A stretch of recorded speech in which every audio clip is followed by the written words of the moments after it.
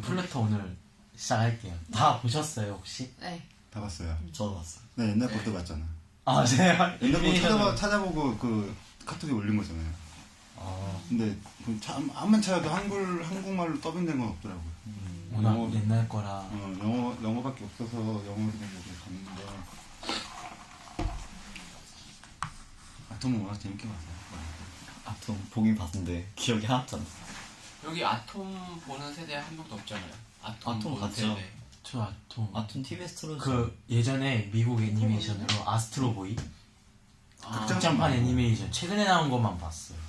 극장판 말고 TV에서 몇 번 해준 엄청 해줘. 많이 그러니까 해준다. 그 시대가 아니라 계속 재방을 해주잖아요. TV 방송에서.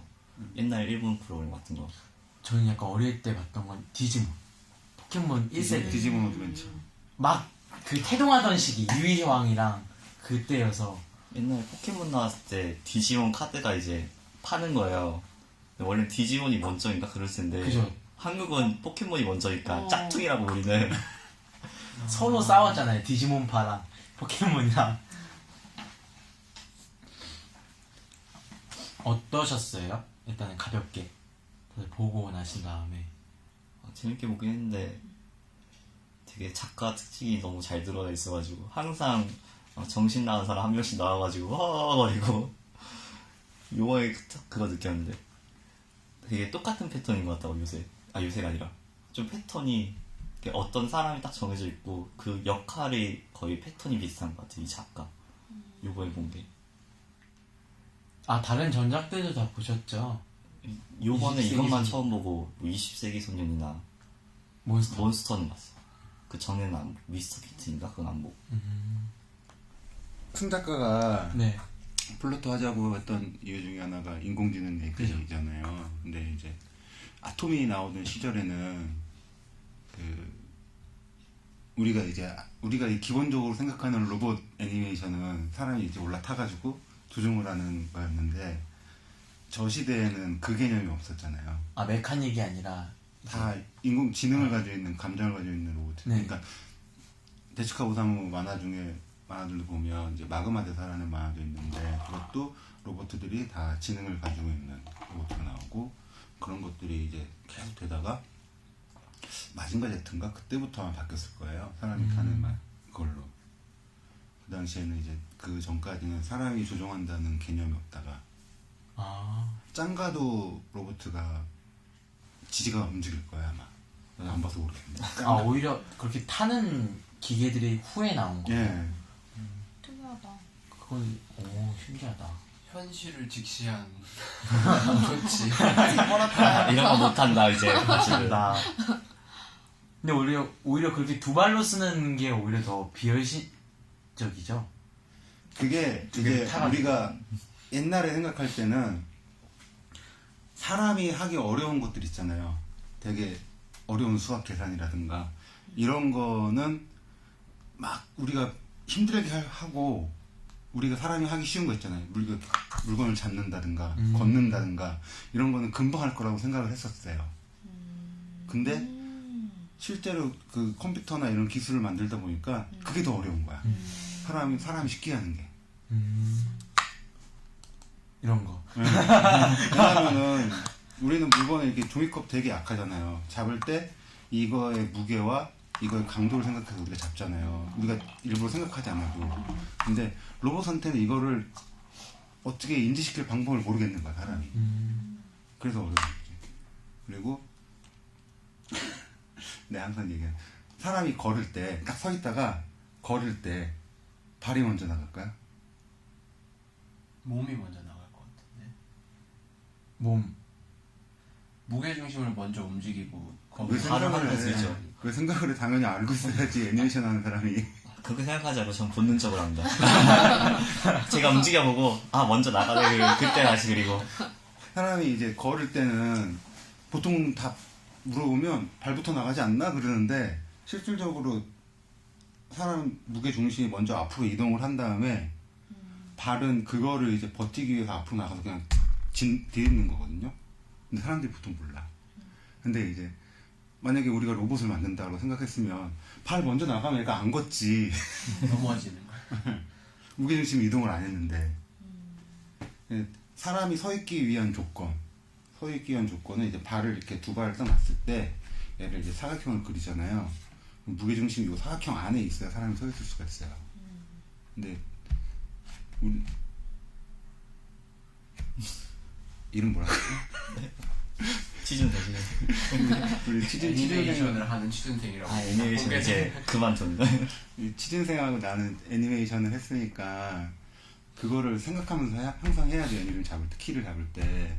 근데 보통 사람은 그런 거 생각 안 하니까 모르지. 로봇 하는 사람이 맨날 기계가 만들 줄 알지. 그거 언제 생각했겠어. 그거 하기 전까지. 그래서 건담 같은 거 나오고. 그 이유 나온 거죠. 건담이 80년대 초반에 나왔나? 타는 거보다 근데 원래 조종하는 게 이렇게 밖에서 조종하는 게 먼저잖아요. 철인 28호 막 그런 거. 그치. 철인 28호. 옛날 철인 28호는 진짜 못생겼더라고. 못생겼죠. 어떠셨어요? 만화 보고. 재밌게 술술 읽혀서 네. 몇 시간 만에 다 읽은 거예요. 그렇게 집중력이 좋지 않은데 너무 재밌고 좋았어요. 근데 좀 그 로봇이 진화해서 감정을 당연히 가지고 있는 것처럼 그러니까 사람들이 의심하는데 네가 로봇인데 뭐 감정을 가지고 있냐 이렇게 하는데 다 걔네들이 느끼고 있는 게 진짜 저렇게 될 수 있을까? 저는 로봇이 감정을 가질 수 없을 거라고 생각하고 있어서 그거에 대해서 오늘 얘기해보고 싶었어요. 어떠셨어요?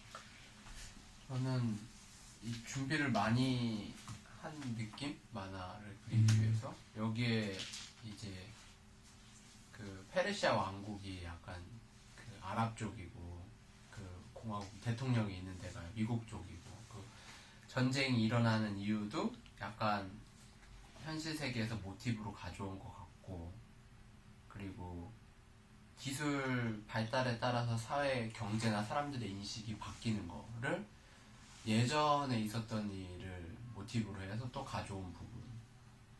그래서 확실히 단편적인 주제만 다룬 것 같지 않아서 많은 주제를 다루긴 했는데 저는 좀 깔끔하지 못한 느낌이 좀 시원한 느낌이 안 드는 마지막에 결말이 닫힌 느낌? 그 정도였어요. 설명을 한 번 더 들어보고 결말 어땠는지 기억이 안 나네. 옛날 에피소드는 옛날 아톰권 안 봤어요? 네. 내가 보내준 거 다 안 봤거든. 저는 그냥 그 찾아가지고 나무 위키 그런 데 들어가가지고 옛날이랑 어떻게 결말이 달랐나 보고. 옛날 거에는 플루토랑 아톰이랑 한번 만나요. 중간에 만났는데 걔 누구지? 나무하는 로봇. 나무요? 처음 중에 몽골랑. 몽골랑하고 싸우다가 몽골랑을 얘가 죽이긴 했는데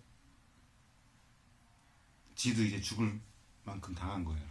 그래서 아톰한테 구해달라 그래요. 플루토가요? 네. 그래서 아톰이 구해주고 그래서 그 다음에 마지막으로 싸우기 전에 아톰이 또 플루토한테 당해서 거의 죽을 뻔했는데 얘가 놔줘요. 놔주면서 저번에 네가 한 번 나 구해줬으니까 나도 놔주는 거다. 다음번에는 죽일 거다. 이렇게 하고 그 다음에 또 나서 아톰이 이기죠. 훈훈하네요. 그 똑같은 작가가 그린 거예요? 아니지. 아니요. 옛날 건 데치카 오사무가 그린 거고 이거는 이제 우라사와 나오키. 그 데스카 오사무의 자식한테 이제 동의를 얻어서 이제 리메이크한 버전이에요. 그래서 실제로도 우라사와 나오키가 멘토라고 생각했던 사람이 데스카 오사무인 걸로 알고 있어요. 많은 영감을 받았다고 하더라고요. 근데 요번에 그 리메이크 하면서 되게 현대적으로 이렇게 스캔하고 막 그런 데가 되게 잘 표현한 것 같더라고요. 현대적으로. 그 집 무너졌을 때 이렇게 하고 하는 게 되게 AR처럼 되게 이런 거 만들면 되게 재밌겠다. 빔 같은 걸로 이렇게 띄워서 보잖아요. 그거를. 꽤 오래전에 맞아. 2009년에 나온 거예요. 이미. 그쵸. 그러니까 그 시대에 그래서 아이폰 나올 때 그쯤이죠. 네. 그죠? 되게 상상력이 뛰어난 아이폰이 우리나라에 10년 됐구나. 2009년 말 정도. 그때쯤에 그리고 캐릭터들도 뭔가 원작을 잘 구현했잖아요. 다들 코 큰 박사도 그렇고 코주 머리도 그렇고. 아 그때 애플 주식을 샀어야 되는데. 그럼 이제 내용 설명을 간략하게 할게요. 일단은 네. 플루토가 되는 배경을 플루토 만화의 배경을 먼저 말씀드리면, 이때가 제39차 중앙아시아 분쟁이 있고 난 다음이에요. 그러니까 중앙아시아 분쟁이 어떤 거냐면, 페르시아에 그 다리우스 14세라는 독재 군주가 들어서게 되고, 압도적인 군사력으로 근처에 있는 인근 국가들을 막 점령하고 침략을 했을 때, 이제 미국을 표현한 것 같은데, 트라키아 합중국에 있는 대통령인 알렉산더 대통령이 이를 견제하기 위해서 대량 살상 로봇 제조 금지라는 거를 유엔에 발의를 해요. 그리고 그게 통과가 되고 승인이 되자마자 페르시아에 그 대량 살상 로봇이 있다. 그래서 있다고 주장을 해요. 그래가지고 그곳에 보라 조사단을 파견을 하고 같이 이제 그 군사를 동원을 해가지고 다리우스 14세를 끌어내리고 민주 정권을 들어서게 하는 전쟁이 한 번 있었어요. 그리고 그 이후에 배경이 되는 게 지금의 만화 플루토거든요. 이라크 전쟁 생각나지 않아요? 네, 그걸 모티브로 한 것 같아요. 아무래도. 그 모티브로 한 게 어떤 게 있다고 들었는데. 나중에 말할 수도 있겠지만 일단 지금 먼저 말하면, 다리우스 14세는 이제 이라크 전쟁 때 후세인을 모티브로 한 것 같고요. 트라키아 합중국은 이제 조지 부시 미국 전 대통령을 이제 그 모티브로 한 것 같아요. 그래서 그때 이라크를 침공하기 전에 거기에 대량 살상 무기, 화학 무기나 이런 것들이 이라크에 있다. 그래서 그때가 독재 정권이었기 때문에 민주 정권을 이제 명분상으로 세우고 화학 무기를 없애겠다는 그 목적 하에 거기를 이제 침략한 사건이 있었거든요. 아마 그걸 모티브로 한 것 같아요. 그래서 그런 이제 플루토로 다시 돌아가면, 중앙아시아 분쟁이 있고 난 다음에 이제 그런 배경이 있고 이제 1권이 시작이 돼요. 이제 플루토 1권은 이제 그러니까 이걸 리메이크하기 전에 이제 원작 같은 경우에는 아톰이 주인공이었다면, 플루토 같은 경우에는 거의 중후반까지 게지트라는 형사를 중심으로 이야기가 전개가 돼요. 처음에 이 세계관에서는 그 전 세계적으로 7대 정도의 뛰어난 인공지능을 가진 로봇이 있어요. 그리고 그 중에 한 명이 게지트 형사이고, 그 외에도 여러 명의 로봇이 있는데, 플루토의 처음 시작에서는 몽블랑이라는 이제 스위스 산림청 소속인 로봇이 살해를 당하는 사건으로 시작이 돼요. 그리고 그 사건을 담당하는 형사가 게지트라는 형사가 그 사건을 담당을 하게 돼요. 몽블랑이 죽고, 그리고 베르나르도 랑케라는 이제 로봇 옹호 단체 강부가 또 같이 살해되는 사건을 한 번에 맡게 돼요. 게지트 형사가. 그러면서 게지트 형사가 이 사건들을 조사를 하던 중에 그 순경 로봇이 파괴됐다라는 사건을 중간에 약간 듣게 되고, 잠깐 이제 그 사건을 맡으러 떠나요. 그러면서 이제 범인을 수색하고 쫓다가 범인을 마지막에 체포를 하면서 자신이 로봇이다. 그래서 로봇이기 때문에 너를 죽일 수는 없고, 왜냐면 범인이 살려달라고 했거든요. 죽일 수는 없고, 마취총으로 너가 이제 마취 당한 다음에 끌려갔지, 아니면은 지금 그냥 순순히 체포를 당할지 결정을 해라 라고 하면서 게지트가 자신이 로봇이라는 걸 독자에게 밝히는 게 가장 초반부에 등장을 해요. 그리고 이 당시만 해도 이제 로봇 인권법이 통과가 돼가지고 로봇을 차별하는 것을 이제 금지하는 사회의 풍습이거든요.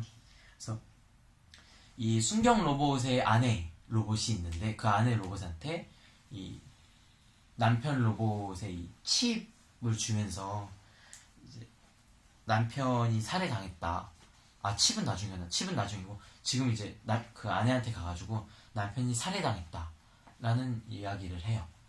그때 이제 저는 약간 이때 약간 좀 눈여겨본 게 있는데 그 아내가 어떤 얘기를 하냐면 메이드로 자기가 이제 어떤 한 가정에 메이드로 일했던 적이 있는데 그때 그 돌보던 가정의 아이가 아끼던 강아지가 죽었는데 그 강아지가 죽었을 때 아이가 몇 날 며칠을 펑펑 울었다. 근데 이제 그때는 이해를 못했는데 지금은 그 감정을 이해할 것 같다 라고 이제 말을 해요. 그런 사건이 있고 이제 로봇 그 순경 칩을 아직 주기 전인데 로봇 순경 칩을 이제 경찰에서 조사를 하던 중에 그 안에 있는 데이터를 확인을 할 거잖아요. 근데 확인을 했을 때 엄청난 사실을 알게 됐는데 그 사실이 뭐냐면 이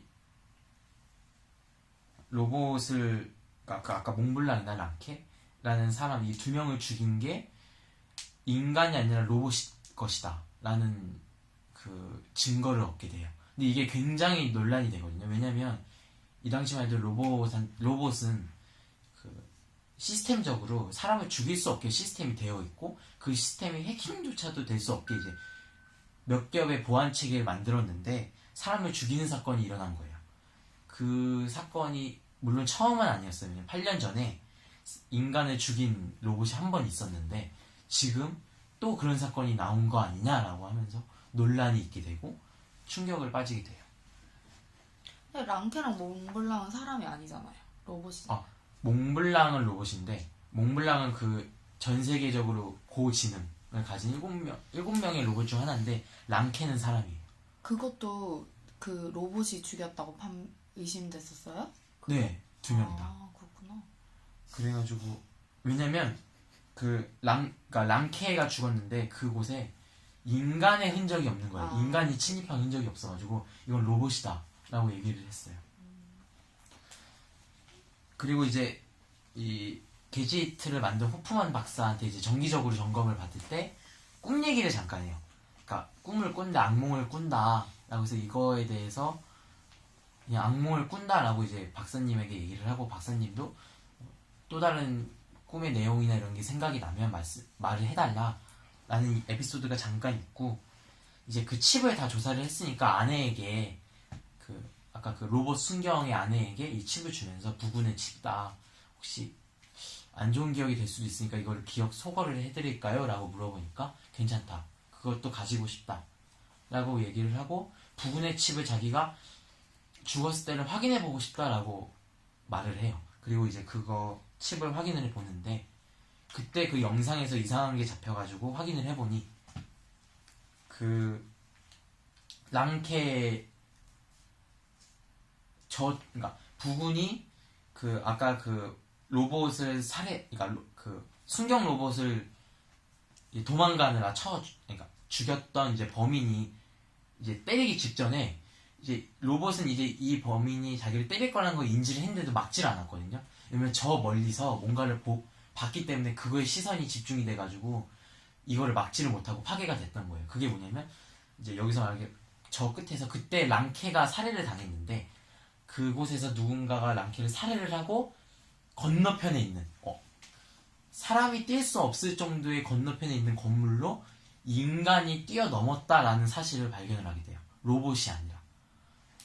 그러면서 이제 게지트가 이 사건에 대해서 조사하는 게 1권의 초반부에 나오고 그 이후로 이제 플루토나 여러 가지 이제 사건들을 만나게 되면서 이야기가 진행이 돼요. 줄거리는 이렇게 다 소개했습니다. 초반 부분만. 초반 부분만. 네.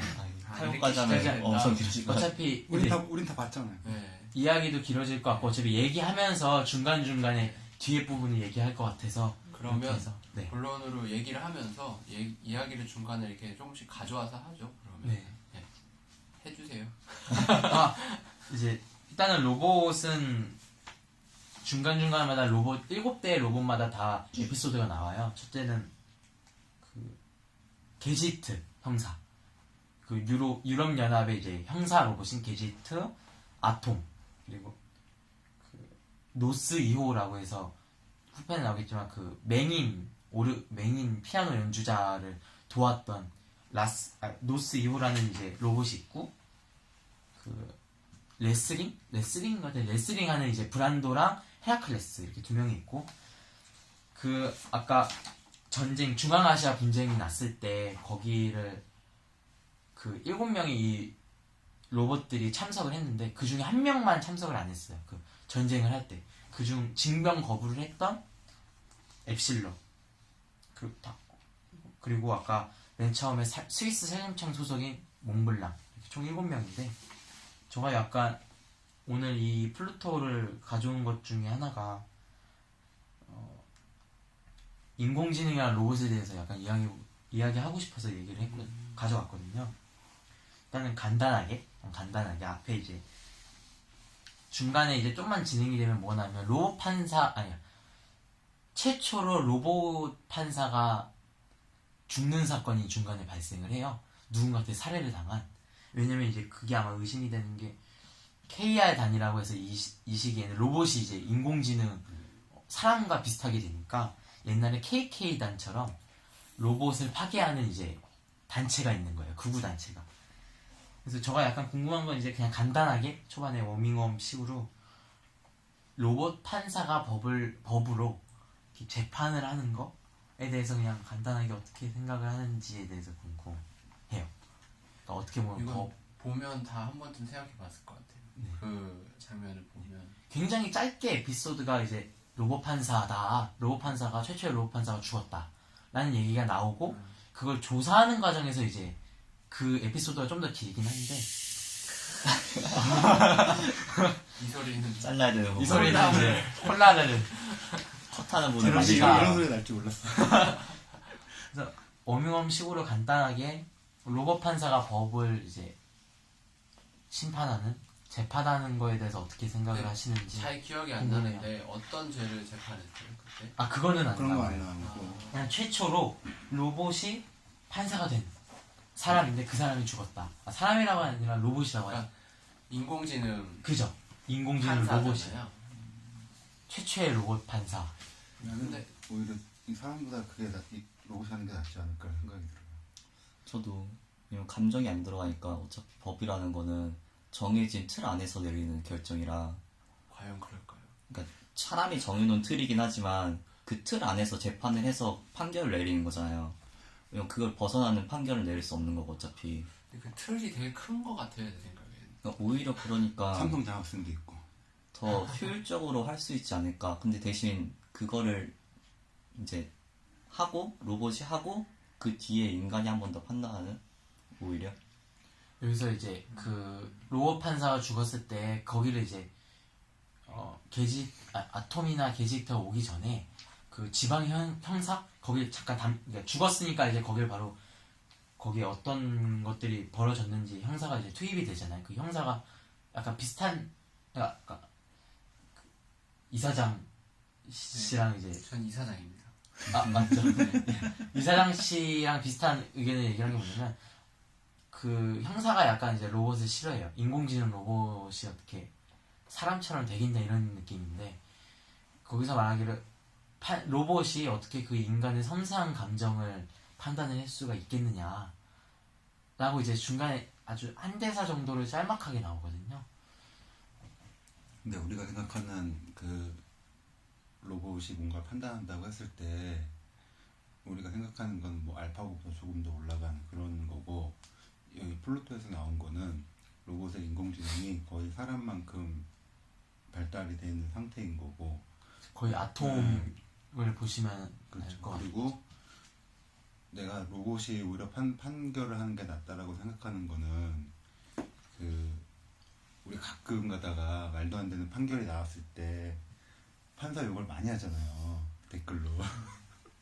근데 판사는 그 원고와 피고 측에서 가져온 증거를 가지고 그것만 보고 판단을 해서 법리에 어떻게 적용할 수 있나 가지고 그것만 갖다 놓고 거기서 판결을 내리는 거거든요. 원래 그래야 되는 거고.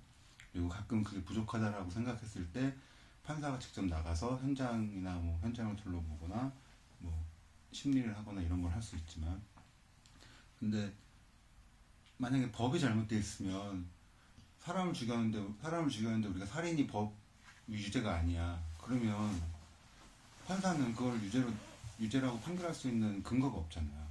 근데 우리는 판사 마음대로 뭐 이번에 이재용 판결문이 진짜 웃겼잖아요. 그것처럼 도대체 아무도 이해할 수 없는 그 논리를 내세워서 자기 마음대로 판결을 바꿀 수가 있잖아요. 근데 만약에 로봇이 하게 된다면 오히려 그런 부분은 확 줄어들지 않을까. 저는 두 분은 약간 좀 긍정적으로 보잖아요. 근데 질문을 조금 바꿔보면 예를 들어서 효율성은 물론 추구해야 되는 거지만 전 분야에서 이제 효율성을 추구할 수 없는 부분, 예를 들어서 사형을 판결한다고 했을 때 로봇이 인간한테 사형을 판결해도 되냐 안 되냐를 물어보면 어때요?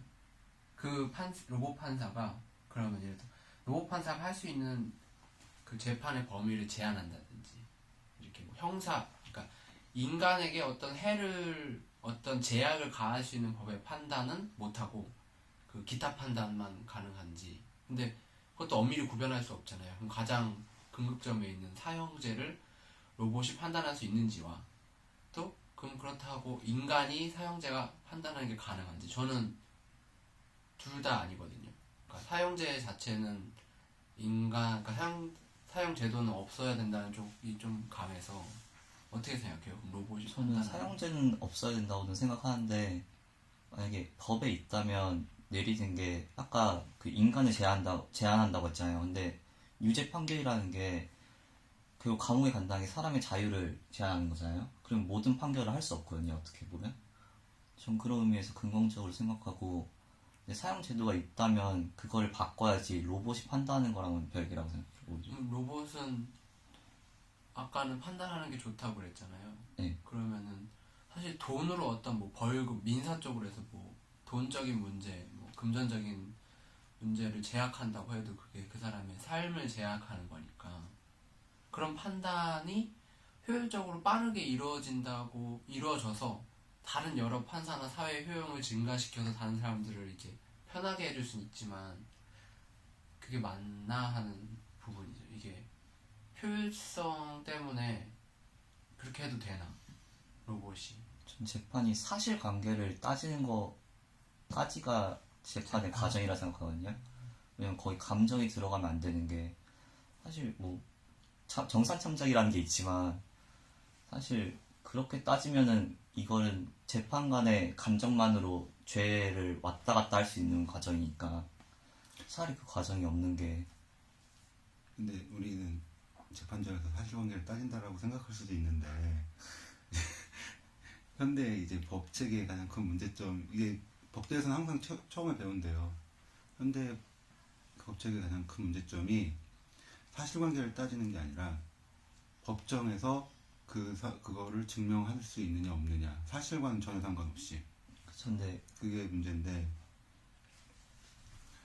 우리는 자꾸 난 그 문제가 뭐냐면 지금 이사장이 얘기하는 거는 기계가 하는 게 맞아라는 거고, 지금 이 플루토에 나온 배경은 기계가 그거를 해도 될 정도로 굉장히 고도화되어 있기 때문에 막그 상관없을 정도로 많이 발전했다, 그거잖아요, 배경은. 그렇죠. 네. 오히려 이렇게 플루토만큼 발달하면 이게 책을 보면서 이게 말한 게 아까 감정이 배제돼야 된다고 했는데 네, 그래서 발달되면 저는 또 오히려 감정이 들어가잖아요. 이게 저는 분위기가 약간 그때인 것 같거든요. 그러니까 인공지능, 여기도 9세대 인공지능이 9세대 로봇이 나오잖아요. 근데 9세대 로봇 보면 아톰처럼 인간 외형까지 이제 뚜렷한 게 아니라 약간 그 로봇처럼 생겼거든요. 진짜 이렇게 좀 이렇게 쇠철 느낌 나고. 근데 이제 아톰 같은 로봇도 있을 때이니까 나온 걸로 봐서는 약간 그 사이 지점인 것 같아요. 그러니까 애들은 아톰 같은 로봇을 익숙하게 보고, 어른들은 이 감정이 없었던 로봇부터 감정이 뭐 몇몇한테는 있는지 없는지도 확실하지 모르겠지만 있는 로봇까지 이게 다 본 딱 그 세대인 것 같거든요. 마치 지금 이제 디지털 이제 스마트폰 나오는 이 시대처럼. 그래가지고 네, 그 시대인 것 같아요. 아마 분위기상. 저는 일단 제 의견은 뭐 제가 막 질문을 오히려 해버렸지만 제 의견은 이게 판사가 한 명이잖아요 한때는. 근데 중요한 거나 뭐 큰 거는 여러 명이 하는데 그럴 땐 만장일치가 안 되잖아요. 근데 저는 모든 재판에 만약 그렇게 해서 로봇의 효용성을 이제 많은 노동에 들어가는 걸 줄일 수 있다면 재판관에 3명 정도 둬서 3명이 만장일치 되는 판결이 나와야만 통과되는 걸로 하는 식으로 어떤 그런 보조 장치들이 더 중요하지. 그래서 그럼 3명 중에 2명은 인간을 두고 1명은 로봇 판사를 둘 수도 있는 거잖아요. 단 만장일치 뭐 마이너리티 리포트처럼. 그게 배심원 제도 아닌가요? 근데 배심원 제도는 배심원의 말을 판사가 이제 어느 정도로든 대부분을 참작을 한다 뭐 이런 거지만 그것도 판사의 미국의 배심원제는 배심원제는 그 배심원들이 이렇게 있으면 유무죄를 배심원들이 만장일치로 결정을 해야 돼요. 그래서 그거를 판사한테 요청하잖아요. 아니 그 유죄를 해달라. 아니요. 요청이 아니라 그게 절대적이에요. 유무죄는. 그러니까 절대적이긴 한데 판결을 내리는 건 판사잖아요. 어쨌든 원칙적으로. 그러니까 배심원들이 유무죄를 판단을 해서 그 재판관한테 주면 판사는 유죄인데 여기서 이게 유죄니까 형량을 얼마 주겠다 이거를 판결하는 게 판사인 거고. 그럼 판사는 판단을 안 하는 거죠. 네. 형량을 판단하는 거니까 어떻게 보면 판사가 아니라 공무원이 하는 건데 그렇게 하나요? 저는 잘 모르는데 내가 알기로는 형사는 미국 같은 경우에는 유무죄는 무조건 배심원이에요. 그리고 유무죄 이외에 다른 것도 있잖아요. 재판을 진행한다거나 증거로서 채택을 할지 말지를 결정한다거나 이런 부분은 판사가 하는 거고. 저도 배심원이 하는 걸로. 저는 제가 잘못 알고 있었나 봐요. 왜냐면은 저는 만약에 그걸 들으면 말이 안 된다고 생각해요. 판사가 왜 있고 그러면은 그냥 사람들 모아놓고 뭐랄까 이렇게 집단으로 이렇게 뭐랄까 매도해버리는 거랑 똑같죠. 언론이 만약에 이게 진짜 사실이 아닌데도 언론이 그렇게 흘러간다면 그게 유죄가 날 수 있는 그래서 시스템인가요? 미국 같은 경우에는 배심원 재판이 시작을 하면 재판이 끝날 때까지 가둬놓잖아요. 배심원들. 그리고 그래가지고 재판 시작하기 전에 변호사들이 바꿔요 계속. 그러니까 시작하기 전에 배심원들 몇 번은 제외해 주세요 막 이런 식으로 요청을 하고 그래서 이렇게 서로 검사랑 미국인지 모르겠는데 아무튼 그런 시스템이 있는 곳이 있고. 배심원들을 걔네들 아마 TV도 안 보여주고 신문도 안 보여주고 전화도 못하고 전화도 이제 정해진 데만 가족하고만 할 수 있고 그런 식으로. 그것도 자유를 제한하네요. 네. 미국에서. 걔네들은 근데 그게 이제 헌법에 나와 있나? 아마 그럴 거예요. 그래가지고 지들이 합의한 거고 그게 더 좋더라고 하고 계속 하고 있으니까. 근데 또 그 주마다 다를 거야. 이제 재판 과정에서 이제 막 이렇게 변호사나 검사가 얘기했을 때 이게 증거로 채택하냐 안 하냐를 이렇게 재판관이 중간중간에 끊기도 하고 이거는 증언으로 생각하지 말아달라고 얘기를 하고. 판사는 재판을 진행하는 사람이고 유죄냐 무죄를 판단하는 건 배심원들이 만장일치로 해야 되는 거고. 그럼 배심원들이 만장일치가 안 되면 어떻게 돼요? 끝장 토론이에요. 계속 하던데. 아, 예, 계속해서 만장일치 나올 때까지. 그러면은 판결이 안 나고 몇 년을 갈 수도 있는 거네. 한 사람이 나는 죽어도 그거는 인정할 수 없다. 내가 알기로는 몇 주까지 는 것 같아요. 그게 말도 안 되는 느낌이 들거든요. 그러니까 만약에 걔네들이 저는 만약에 누굴 죽인다 했을 때 저는 무조건 반대할 거거든요. 아니 유무죄만 판단한다니까. 아 유무죄? 형량을 판단하는 나 거야. 누가 무죄인 것 같다, 유죄인 것 같다 이렇게 계속 반대를 하게 되면 그거를 그러니까 계속 수사를 계속 해야 되는 거예요. 아니 수사를 안 하면 이제 재판 증거를 계속 받잖아요. 계속 받으면 그걸 배심원들이 그걸 같이 봐요. 같이 보면서 변론이 끝나면 걔네들을 한 방에 모아놔. 그러면 그래놓고 그게 유무죄로 만장일치가 날 때까지 계속 표결을 하고 계속 토론을 하는 거예요. 그 사람들끼리. 딱 이제 재판관이 채택한 증거랑 증언만 해가지고. 그러면 법이 필요가 없지 않아요? 아니 법 내에서 하는 거니까. 그러니까 이 일반인이 법리를 잘 모르잖아요. 그거를 이제 증거로만 판단을 하고. 판사가 도와주는 거죠. 아, 그럼 판사가 형량이나 이런 거까지 다 해주고 이게 그러니까는 만약에 판사가 그러는 거야. 판사가 배심원들한테 이 사항이 있는데 이 사항이 유죄로 판결나면 저 사람은 형량을 며칠 받을 거고 이 사항이 유죄다 그럼 형량이 얼마가 나올 거다 이런 걸 이제 배심원들이 다 얘기해 주는 거예요. 객관식으로 약간 주는 거네요. 그렇죠. 무죄는 이렇고 유죄 이거는 이 정도 형량이고 이건 이 정도 형량이고. 그럼 이제 이사장 씨는 그 편하게 해요. 그냥 이사장. 이사장. 네, 뭐 사장이고. 그러면 로봇 판사가 반대를 하는 것 중에 하나가 감정적인 부분을 이제 케어하지 못할 거다라는 건가요? 아니면 효율성으로 따지면은 예를 들어 만장일치가 꼭 나와야 되는 거면은 그러니까 어차피 법 제도는 불완전한 건데 그게 로봇 판사가 들어가서 효율성을 확보할 수 있을 수도 있겠지만 오히려 지금에 있는 혼란도 힘들지만 더 큰 혼란을 일으킬 것 같아요. 그러면 로봇들이 이거 여기서 어떻게 내냐면 예를 들어 재판이 3명이 딱 들어갔는데 3명 다 로봇은 없대요. 그래서 그 3명이 만장일치가 나야 되는 거면 그러니까 그것도 방법을 제가 바꾸자 하는 건 그냥 아이디어였고 사람이 해도 지금 불완전하고 시끄럽잖아요. 나라마다 제도도 다르고. 근데 거기에 사람과 같은 로봇이 끼어들면 뭐 또 다른 변수가 추가되는 거잖아요. 그럼 문제가 또 더 복잡해지니까 기존에 만약에 인간이 운영하는 법의 제도를 좀 정확하게 모두가 이제 좀 공감할 수 있을 정도로 정비가 된 후면 괜찮을 것 같아요. 근데 지금 그러니까 그 부분까지 나타내지고 있지는 않잖아요. 그렇죠. 미래에서 법의 제도를 어떻게 가져갈지는 뭐 그런 거 그리고 나라마다 너무 다르잖아요. 뭐 법을 운영하는 거는 법치라고 하지만 근데 포인트는 판단을 하는 거는 이제 사실 힘 있는 사람을 법으로 제재하기 위해서 법치를 하는 거잖아요. 왕이 자기 마음대로 뭐 죽여라 이렇게 못하게 하려고 하는 거니까. 또 법도 법만으로 이렇게 연결되어 있는 것 같진 않아요. 법원에서 뭐 판결했다고 행정부나 입법부가 안 따라버릴 수도 있는 거고 뭐 이번에도 조금 이따 할 얘기지만 법원에서 위헌이다 선고구 조정해라 그런데 입법부에서 안 하잖아요.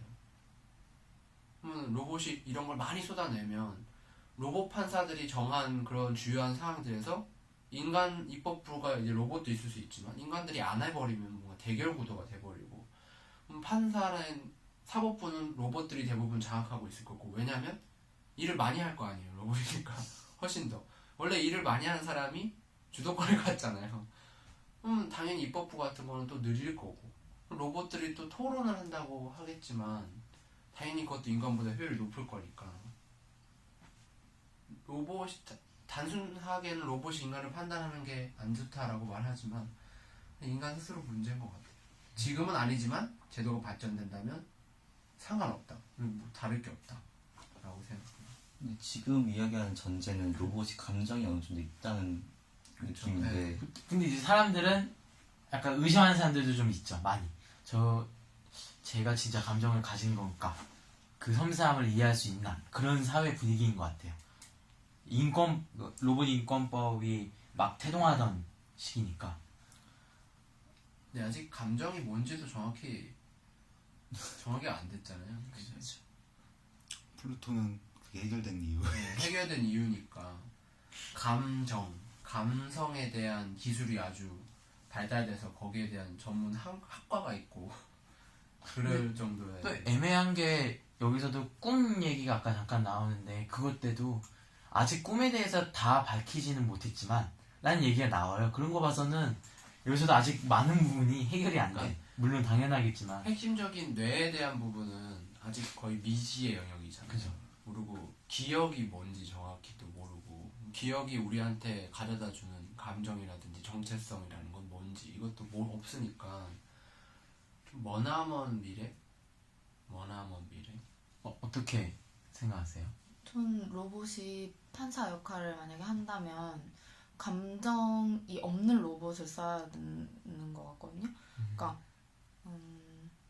그 억울한 사람이 안 생기게 근데 우린 지금 그 판사들의 판결 막 이상하게 막 해석한 이런 걸 보고 뭐 되게 답답해하고 억울해하는 사람들이 많잖아요.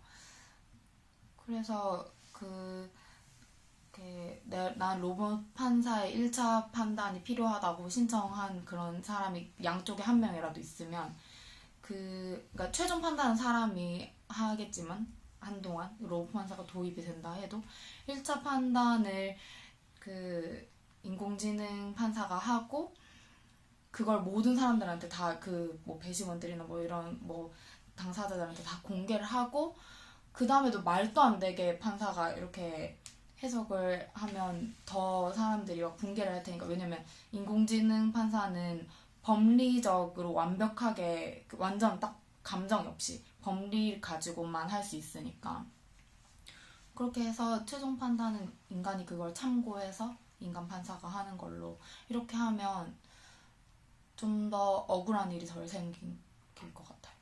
네. 감정이 없어도 된다고 생각해요. 질문이 쉬운 질문은 아니에요. 이거 워밍업이었는데 1시간 정도 할 것 같은데. 이거 이제 워밍업으로 이제 쎄하다. 그냥 끝내고 빨리 갑시다. 이제 워밍업인데 벌써 40분 했어. 이제 중간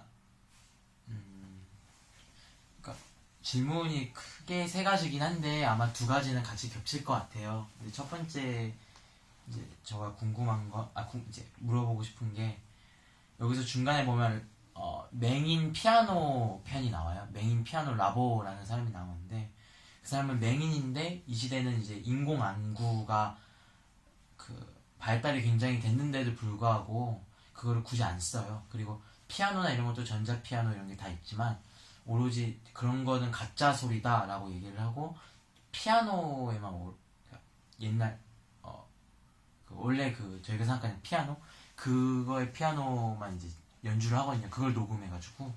근데 이제 그때 그 가정부로 노스 2호라는 이제 인공지능 로봇이 들어가게 되는데 이제 이 사건도 그렇고 이제 이후에도 나오겠지만 그 인간이 제가 약간 궁금한 게 이 책을 읽으면서 궁금했던 게 뭐냐면요.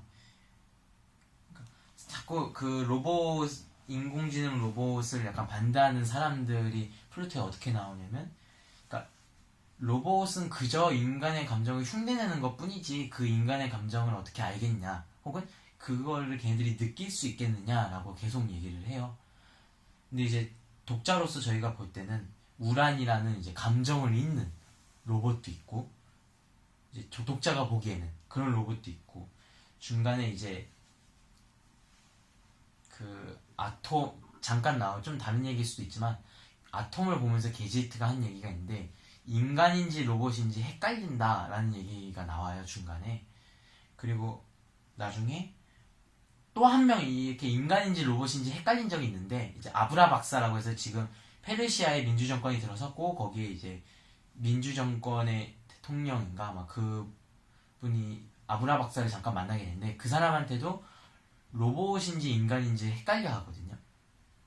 근데 이제 아브라 박사는 인간이다라고 확신을 한 이유 중에 하나가 로봇은 거짓말을 안 하는데 아브라 박사는 거짓말을 했기 때문에 당신은 인간이다라고 확실하게 이제 게지트가 얘기를 해요 아브라 박사한테. 그리고 로봇으로 착각한 거에 대해서 미안하다 얘기를 하는데 저는 약간 궁금한 게 그러니까 이 플루토를 보면서 계속 의문이 들었던 게 여기서 그러니까 로봇을 반대하는 사람들이 얘기하는 인간의 감정 그리고 또 더 나아가서 약간 인간적이다라는 거 그게 그냥 진짜 그러니까 진짜 약간 그게 로봇이 하는 느끼는 거나 혹은 로봇이 사람을 보고 단순히 흉내낸다고만 생각을 하지는 않는데 혹시 이거에 대해서 어떻게 보셨는지 궁금하거든요.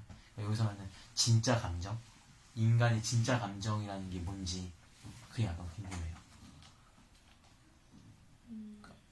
저 같은 경우에 그러니까 저 그냥 먼저 얘기를 하면 저는 그게 없다고 생각하거든요. 그러니까 사람도 다른 사람의 어떠한 뭔가를 봤을 때 어떠한 같은 영화를 봐도 다른 사람이 이거를 봤을 때 온전히 그 감정을 이해하거나 하지 못한다는 생각이 들어요. 근데 사람이기 때문에 같은 이제 종의 특징 혹은 문화권의 특징으로 어느 정도 맥락상 이해하는 거지 그거를 완전히 이해 못한다는 생각이 들거든요. 그리고 기본적으로 사람이 태어날 때부터 어떤 감정이 이런 거를 갖고는 태어나지만 그거를 저는 어떻게 학습을 통해서 더 많이 배운다 생각이 들거든요. 그렇다고 한다면 로봇을 만들기 전에 인간으로 태어나기 전이죠. 로봇한테 시스템적으로 감정적인 걸 조금 넣고 이거를 학습을 하게끔 이제 만든다면 사람이랑 저는 별다를 게 없다라고 오히려 생각이 들거든요. 그러니까 사람이 말하는 감정, 진짜 감정, 혹은 뭐 그 아까 그 피아노 연주자가 잠깐 그 노스 이오가 피아노를 배우고 싶다라고 얘기했을 때 비판하는 것 중에 하나가 너희는 그저 흉내내는 거지 인간이 하는 것처럼 창작을 하지 못한다 라고 비판하는 것도 저는 아니라고 보거든요. 그래서 저는 그렇게 약간 느꼈어요. 그러니까 그러니까 사람이 느끼는 게 딱히 사람이 고유적인 그 특성이 아니라 그냥 그 정도의 이제 발달이 되면은 저는 로봇이어도 충분히 저는 느낄 수 있다 생각이 들거든요. 그게 별로 특별한 게 아니라 저는 생각을 하기 때문에 지금 얘기하다 보니까 네. 되게 다학제적 그런 융합 학문을 다루고 있는 무슨 포럼이나 세미나 같은데 내용이 너무 어렵긴 해요. 몇 시간을 얘기해야지. 아니 그냥 저희가 이제 이런 인공지능 로봇 보면 그런 생각 들잖아요. 맨날 이제 거기서 이제 반대하는 사람을 맨날 흉내낸다 이러지만 포인트는 저희가 지금 얘기하고 싶었던 게 인공지능이랑 뭐 인간 로봇이잖아요. 감정을 흉내내는 거랑 창작물을 그러니까 어떤 작품을 흉내내는 거랑은 좀 다르다고 봐요.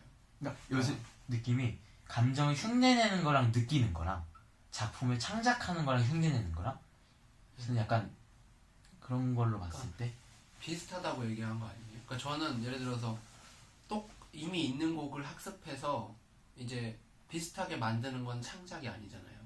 비슷하게 하잖아요. 지금도 한다고 하더라고요. 근데 지금 기술로는 아직 창작을 못 한대요.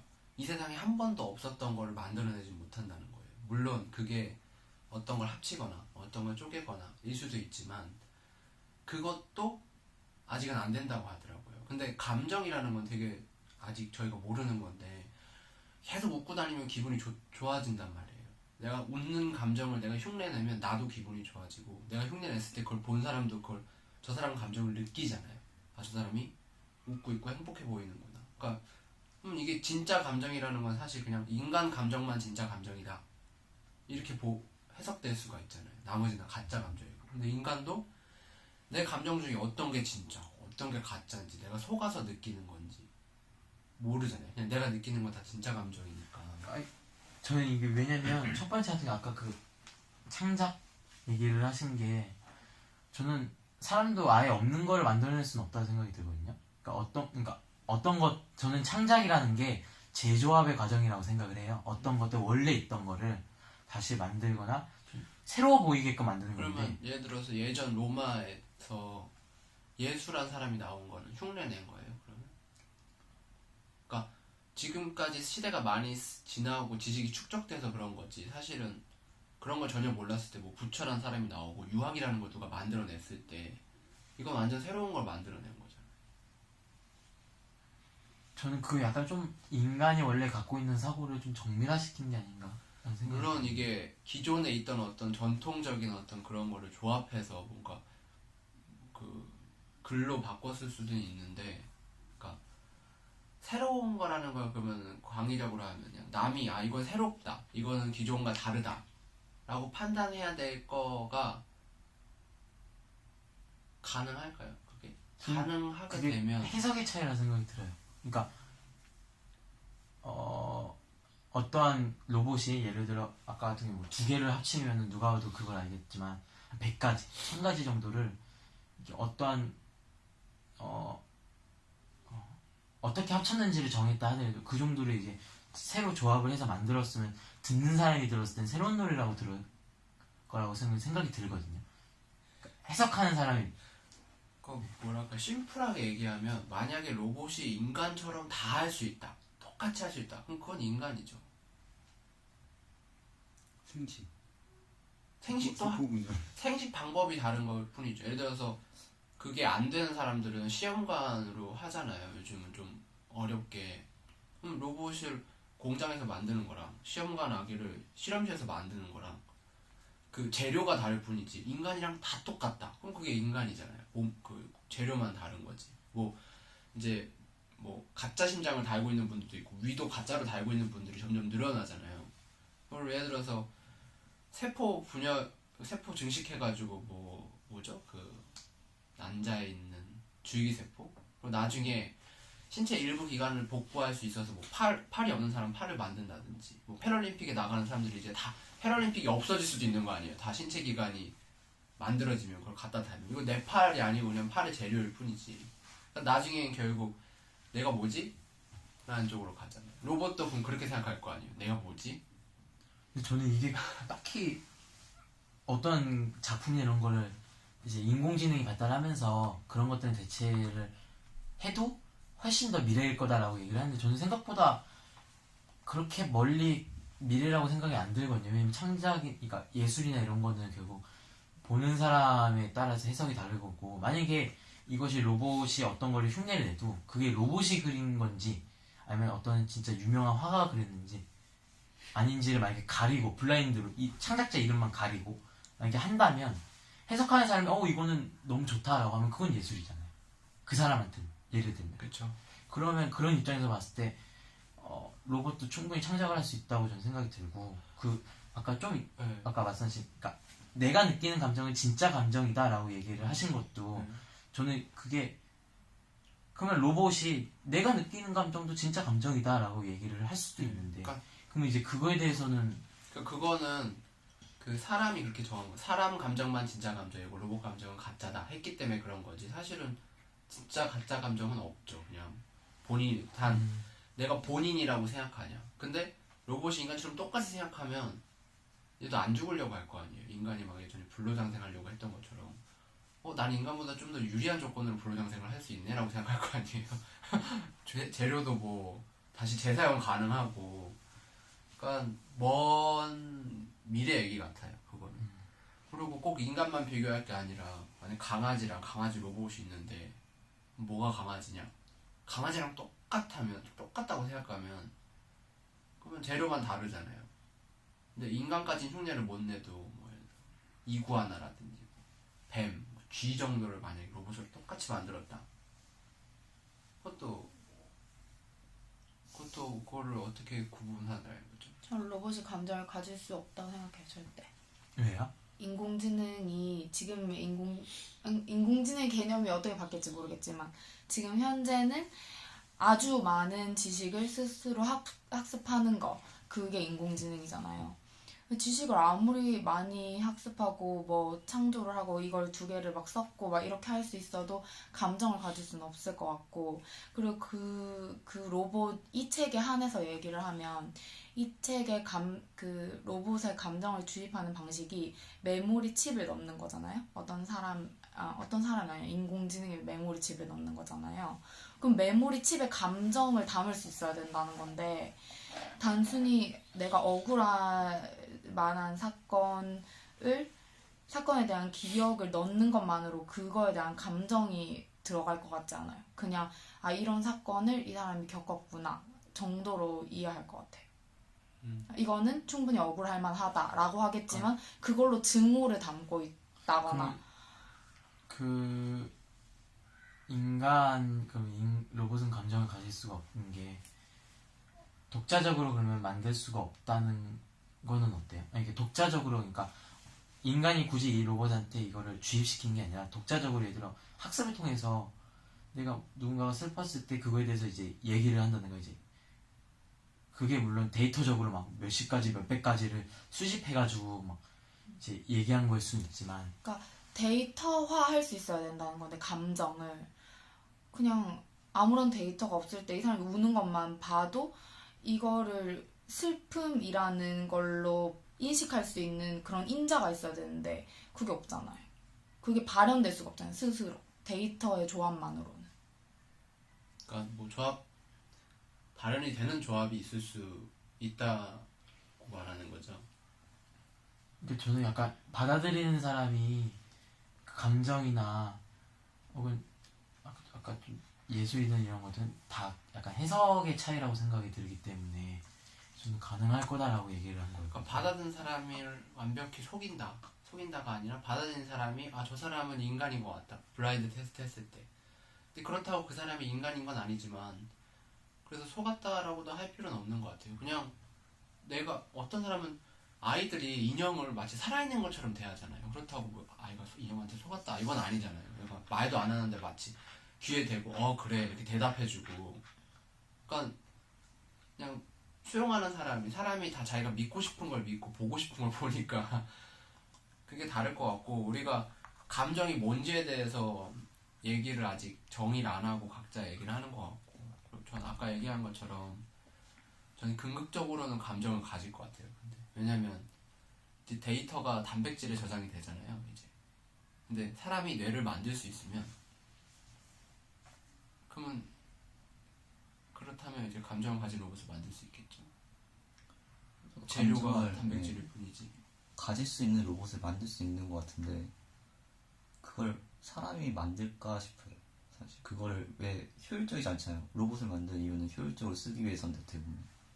근데 감정을 가진다는 거는 어떻게 보면 비효율적으로 만든 것 같거든요. 그거는 그러니까 그 뇌 감정을 가진 단백질을 재료로 한 왜냐면 저는 단백질이 아닌 재료로는 힘들 것 같아요. 그러니까 사람이 단백질로 돼 있는 이유가 저는 사람 정도의 성능을 내기 위해서 단백질로 뇌를 구성해야 될 것 같아서 그런 것 같은데 그러면은 만들 필요가 없다고 했는데 지금 시대에서 그럼 사람은 다 효율적으로 행동을 해야 되는데 사람이 감정적이고 비효율적이기 때문에 더 많은 효율이 나오는 경우가 발생하잖아요. 예를 들어 사람이 계속 효율만 추구하면 죽잖아요. 그러니까 제가 네. 그게 아니라 로봇은 인공지능이 어떻게 되든 네. 사람이 쓰기 위한 도구잖아요. 그런 식으로 생각하면 도구는 효율적으로 만드는 게 거의 그런 식으로 추구하게 되잖아요. 그래서 오히려 만약에 뭐 그 단세포 같은 경우는 DNA 해가지고 만들면은 지가 알아서 합숙하고 그것까지 되거든요. 지금 현재 그런 방식으로 만들지 않으면은 오히려 감정을 배제하게 만들지 않을까. 저는 선택하게 될 것 같아요. 저도 그러니까 선택을 네, 선택의 차이. 감정이 필요한 경우가 있고 또 이건 너무 약간 어떻게 보면 소설 같은 얘기일 수도 있지만 돈이 많은데 이제 주변에 이제 그런 나를 감정적으로 대해주는 사람이 없어서 예를 들어 뭐 로봇을 만들 수도 있고 너무 소설 같긴 하겠지만 그러니까 좀 그 차이인 것 같아요. 지금 시대에 말로 효율과 비효율을 따졌을 땐 맞는 것 같은데 전 나중에는 비효율이 꼭 비효율적인 것만은 아닌 것 같아요. 사람 얼마나 비효율적이에요. 사람이니까 봐주고 있는 거 아니에요. 우리 잠도 자고 좀 맛있는 것도 먹고 쉬고 일도 조금 해줘 이렇게 말하는 거지. 그럼 그건 아예 사람을 만드는 거지. 어떻게 보면 단백질 구조로 된 있으면 그냥 사람을 만드는 거 아니야? 그러니까 나중에는 그냥 사람일 것 같아요. 그러니까 이게 가장 많은 효율을 창출해낼 수 있는 건 가장 비효율적인 사람이잖아요. 예를 들어서 가장 비효율적으로 놀다가 뭐 카페에서 글 쓰다가 막 엄청난 효율성을 가져오는 책이나 소설을 쓸 수도 있는 거고 그냥 끄적끄적 그려서 그런 캐릭터가 사회적으로 엄청난 효용을 가져올 수도 있는 거고 난 일한 게 아니라 최선의 효율을 한 게 아니라 놀다 보니까 나왔다. 그러면은 예전에는 정확히 계산이 가능하잖아요. 얼만큼 일하고 뭘 했을 때 어떤 결과물이 나오고 어떤 만큼 효율이 있다. 근데 앞으로는 그게 계산이 안 될 것 같아요. 그러면 계산이 안 되는 과정 속에 잭팟을 터뜨리기 위해서는 인간하고 비슷한 어떤 거가 있어야 된다고 생각할 것 같고 그건 좀 나중일 것 같아요. 저희 이것만 2시간 할 것 같아요. 이제 다음이 마지막 질문이죠. 그냥 다음도 약간 연장선인데 이거는 생각보다 그러니까 이건 약간 세 가지 단어인데 문장을 이렇게 했는데 사람을 죽이는 그러니까 인간을 죽이는 거와 아니 로봇을 죽이는 거와 로봇이 여기서 일단 로봇을 죽이는 거 그리고 고도로 발달된 로봇 아톰 같은 로봇을 죽이는 거랑 인간을 죽이는 거 이게 그러니까 물론 양극단에 있는 거는 차이가 있는데 이제 두 개씩 로봇을 죽이는 거 여기서 있는 로봇은 이제 아톰 정도의 로봇은 아니죠. 좀 쇠 느낌이 나고 그런 로봇 그리고 중간에는 고도로 발달된 로봇, 오른쪽 끝에는 인간을 죽이는 것이라며 양 극단은 저도 약간 차이가 있다고 느껴지거든요. 로봇이랑 인간을 죽이는 거. 근데 이제 로봇을 죽이는 거랑 고도로 발달된 로봇을 죽이는 거랑 고도로 발달된 로봇이랑 인간을 죽이는 거, 이 두 개는 약간 뭔가 비슷한 느낌이 저는, 그러니까 이거 구분을 할 수가 있을까? 그러면 최종적으로는 이 세 개가 양극단에 있는 거는 같진 않지만 뭐냐면, 그러니까 아톰 같은 로봇을 죽일 때는 저 약간 망설여질 것 같거든요. 예를 들면 약간 사람 같아 보이기 때문에. 근데 그러니까 약간 그런 거 차이를 혹시, 그러니까 이거의 질문이 뭐냐면, 그러니까 인간적인 게 과연 뭘까? 이 정도의 발달이 됐으면 인간이랑 로봇이랑 과연 구분질 수 있는 게 있을 수 있을까? 때문에 저는 약간 이 질문을. 느껴지는 거죠. 예를 들어서 고도로 발달이 안 돼도 만약에 로봇 목을 꺾어라 라고 했을 때 장난감 로봇 꺾을 수 있잖아요. 꺾을 수 있죠. 그러면은 어린애랑 똑같이 생긴 로봇을 꺾을 수 있어요? 인공지능은 없고 그냥 눈 깜빡깜빡한 로봇, 어린애랑 똑같이 생긴 로봇. 또 반대로 둘 다 어린애랑 똑같이 생긴 로봇이 있고 뭐 장난감 로봇인데 둘 다 목을 꺾으려고 잡으면 뭐 부들부들 떨어요. 막 죽을까봐. 근데 그게 프로그래밍 된 거예요. 막 꺾을 때 막 비명 같은 걸 지르고. 그러면 꺾을 수 있어요? 그러니까 고도로 발달됐든 안 됐든 내가 봤을 때 이게 나한테 어떤 부담감을 주면 못하죠. 아니, 왜냐면 저 이제 그래서 이 질문이, 그러니까 인간이랑 이제 갈수록 로봇이랑 구분이 안 될 것 같다는 느낌이 든 거예요. 왜냐면 외형적으로 봐도 그렇게 되면 이제 못 죽일 것 같고, 그럼 이제 가면 이제 내면인 걸로 구분이 져야 되는데, 아까 연장선으로 그것도 이제 별 구분이 없을 것 같으니까. 로봇을 떠나서 애완견도 이젠 죽이면 안 되잖아요. 그죠. 그건 너무 사람 따라 다른 것 같아요. 사람 따라. 만약에 애완견은 당연히 죽일 수 없지만 저 같은 경우에는 만약에 로봇이 아톰 같은 로봇이어도 부실 필요가 있으면 부실 것 같거든요. 로봇이란 거 알고 있으니까. 애완동물은 안 되죠. 부실 필요가 그러면 없어. 그러면 로봇은 이 정도, 그러니까 얘들 아톰같이 발달이 됐는데도 이제 부시면 부신다 그런 거잖아요. 그러면 기르고 있는 애완동물이랑 똑같이 행동하고 똑같이 생긴 로봇이 있어요. 겉으로 볼 때. 근데 인식을 그냥 로봇으로 하고 있기 때문에 오히려 나중에 뭐 인공지능 같이 태어나서 뭐 자라고 뭐 그러면은 감정을 가질 수 있겠지만 어떻게 보면은 지금 로봇은 로봇이라는 인식밖에 없기 때문에 저 같은 경우에는 아톰같이 발달돼도 이제 할 수 있다는. 궁금한 게 인간을 떠나서 애완동물 못 죽인다고 그랬잖아요. 근데 그쵸. 구분이 안 돼요. 똑같아요. 그럼 당연히 뭔지 몰라서 못 죽이는 거지 그거는. 근데 알 수는 있어요. 막 전문가를 불러서 누구냐 그럼 얘다 알려줘요. 근데 그 사람이 알려줬는데 확신이 안 드는 거예요. 배를 째봐야 알 수 있는 거죠. 그럼 죽일 수 있어요? 하나를 그거는 폐기 처분. 알지 못하, 그냥 불확실하다는 게 알지 못하는 거잖아요. 확신을 못 갖는다고. 근데 로봇이란 거 아는 거랑 네. 불확실한 건 좀 많이 다른 그러면 거. 이거 두 상황이 있는데 아톰이 있고 인간이 있어요. 근데 지령을 받은 거죠. 두 상황에서 따로따로고 시간적이나 이런 게 다를 수 있지만, 이 A 때, 그러니까 아톰을 마주한 때는 어떨 때냐면, 그러니까 아톰을 부셔라 라고 지령을 여기서 받았고, 또 한편으로는 여기 인간이 있잖아요. 인간을 죽여라 라는 지령도 받았어요. 그러면 둘 다 예를 들어 부시고 죽일 수 있어요. 아니 로봇은 부실 수 있죠. 그러니까 사람 못 근데 죽이죠 당연히. 그러니까 그게 왜냐면 아톰도 거의, 그러니까 이 정도의 아톰 정도의 발달이 됐는데 아톰을 못 죽이고 인간은 못 죽이고 아톰을 죽일 수 있는 게 이게 그러니까 예를 들어 로봇을 죽여도 그 법이나 감옥이나 이런 걸 가고 인간을 죽여도 감옥을 간다면 누가 인간을 법을 죽이면 안 되죠. 법을 어기면 또. 그럼 만약에 법이 없을 경우에는 가능하냐는 거죠. 그래가지고 궁금한 거. 질문이 아까 사람마다 다르다고 했잖아요. 그쵸. 그러니까 지금도 애완동물 죽이는 사람은 죽이고 아무거나 사람 죽이는 사람 죽이잖아요. 그때도 로봇 죽이는 사람은 죽이고 지금 장난감도 함부로 못 버리는 사람은 그때도 로봇은 겉모양이 아무리 로봇 같아도 못 때리고 부딪히면 미안합니다 이렇게 사과할 거예요 로봇한테. 그러니까 문화 차이인 것 같아요. 내가 주변을 파괴하는 그런 걸 인정하는지 아닌지, 내가 이익이 된다면 비자금을 횡령한다든지 누굴 죽여가지고 돈을 뺏는다든지가 가능한 사람인지 아닌 문화인지 그런 거에 따라 달라질 것 같아요. 저는 너무 사람마다 다른 경우라. 근데 만약에 기계로만 본다면 뿔 수 있을 것 같아요.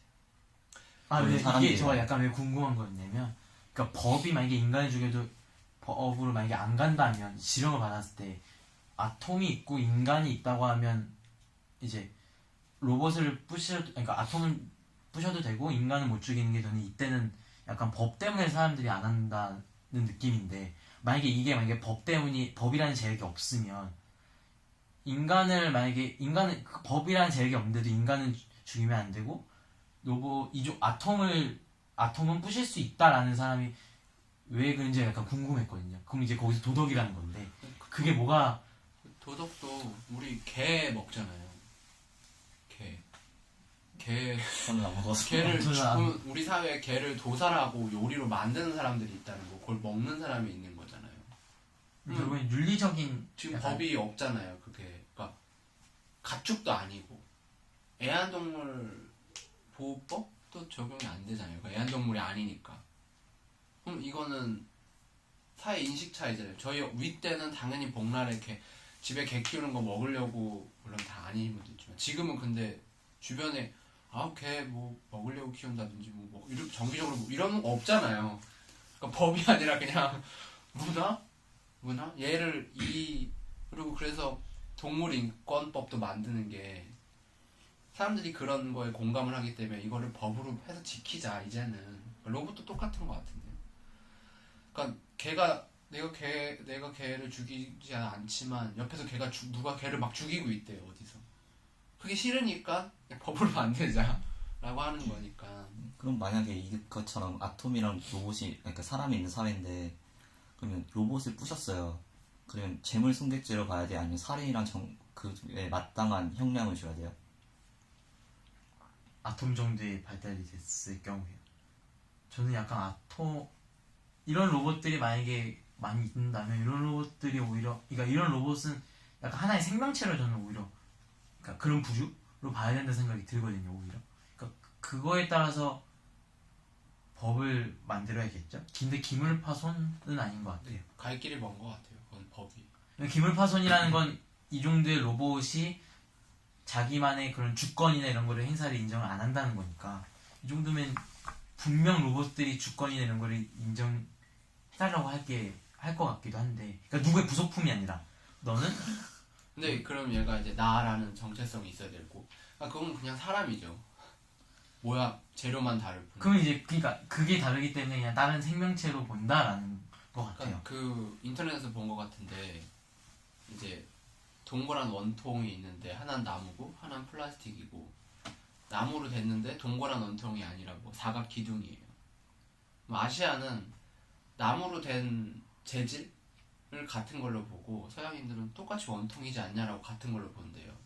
그럼 이걸 로봇으로 대입해 보면, 나무 원통이 사람이면 모양이 똑같은데 재료가 다른 사람이면 인공지능 로봇이 되겠죠.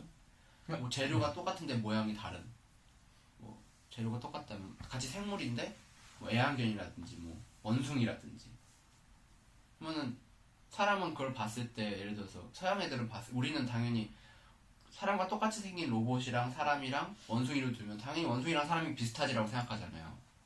아닐 수 있지만 아시아 쪽이라면. 서양 애들은 로봇이 더 가깝지, 똑같지 이렇게 말을 한다는 거 아니에요. 그러니까 이것도 문화에 따라 또 다를 것 같아요. 인식하는 게 뭐가 같고, 이런 건 같은 거고 이런 건 다른 거다. 이게 저는 로봇이 감정을 가지면 죽이기 힘들 것 같고, 감정을 안 가지면 그냥 공장 기계 끄듯이 그냥 차 폐차하듯이 할 수 있을 것 같아요. 물론 애정을 가지고 있겠죠. 그 차가 폐차할 수밖에 없는 상황이면 버리겠지. 막 새 차고 너무 예쁘고 얘가 막 활용도가 되게 높은데 이렇게 기스 하나만 나도 가슴이 아프니까. 지금 우리가 강아지는 못 죽이고 바퀴벌레나 모기는 그냥 막 때려 잡을 수 있는 게 둘 다 생명인데, 얘는 모기가 이제 생명을 마감하면 앞으로 자식들 걱정 때문에 너무 힘들어할 거고 이런 생각을 안 하고 그냥 이렇게 죽이는 거잖아요. 그런 판단과 감정을 못 가질 거라고 예측을 하고. 근데 얘는 내가 어떤 위해를 가했을 때 막 슬픈 표정을 짓고 막 무서워하고, 얘가 막 감정이 어느 정도 있을 것 같으니까 못 죽인다고 생각하거든요. 저 개인적으로. 아까 말씀하신 것이 이제 데이터가 이제 출력이 되는 거에도 그런, 그러니까 예를 들어 로봇이 그냥 내재적으로 시스템적으로 파괴되는 거를, 그러니까 자기가 파괴되는 걸 막아야 된다 그러면 그렇게 했을 때 시스템적으로 내보내는 거지만 우리가 봤을 때 그렇게 그러니까 아까 보기에 힘들다는 느끼기 때문에 그러면 못 죽일 것 같아요. 만약에 제발 살려주세요 막 이렇게 하면 못 죽일 것 같아요. 그런 게 프로그래밍 돼 있어서 나온다면 못 죽이죠. 내가 힘든데 왜 내가 힘든 일 왜 하겠어? 장기적으로는 고성능이 나온 건 너무 장기고, 단기적으로는 최근 기술로는 뭐 집에 오면 뭐 오셨어요? 이런 말 해줄 수 있잖아요. 실이나 빅스비나 그러니까 보더라도 영화 허를 보면 허 맞죠? 네. 그거는 좀 더 고성능이지만 그냥 고성능이 아니어도 그런 비슷한 그 데이터 마이닝을 해서 빅데이터로 뭐 그런 게 다 학습돼 있다. 그럼 그 사람은 사람으로 저희는 생각할 거 아니에요. 그걸 삭제한다? 그건 쉽지 않죠. 그게. 그러니까 우리가 그 대상을 어떻게 느끼냐가 제일 큰 것 같아요. 이게 뭐 어느 정도 성능이고 인간이랑 똑같고를 떠나가지고. 내가 지금 이 얘기를 들으면서 하는 생각은, 자, 설현이랑 뭐 찌랑 수지가 와가지고 한꺼번에 막 청혼을 해. 그러면 누구 선택할래? 아니 갑자기 그 생각. 그게 뭐야? 누구 선택할래? 난 수지.